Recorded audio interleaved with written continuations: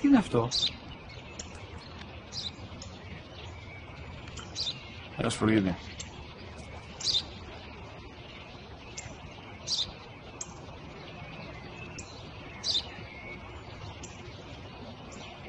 Τι είναι αυτό? Μόλις τώρα στο πω, πατέρα, σπουργίτι είναι.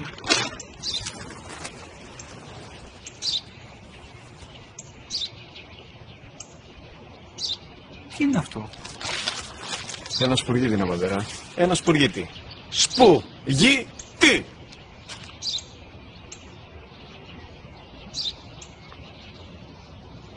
Τι είναι αυτό? Γιατί το κάνεις αυτό το πράγμα, μπορείς να μου πεις? Τόσες φορές σου είπα, είναι ένα σπουργίτι! Δεν το καταλαβαίνεις!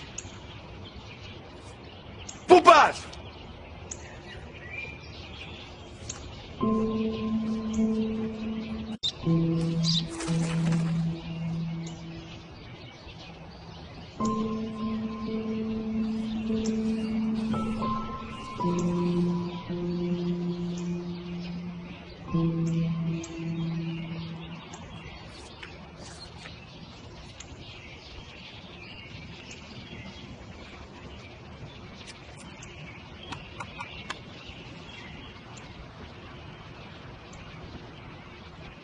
Δυνατά.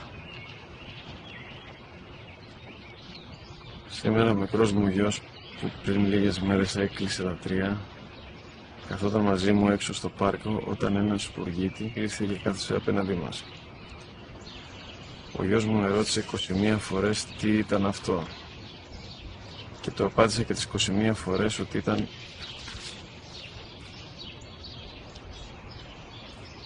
ένα σπουργίτι. Τον αγκάλιασα τρυφερά και τις 21 φορές που μου έκανε την ίδια ερώτηση, ξανά και ξανά, χωρίς να εκνευριστώ, νιώθοντας στοργή για το αθώο μου αγοράκι.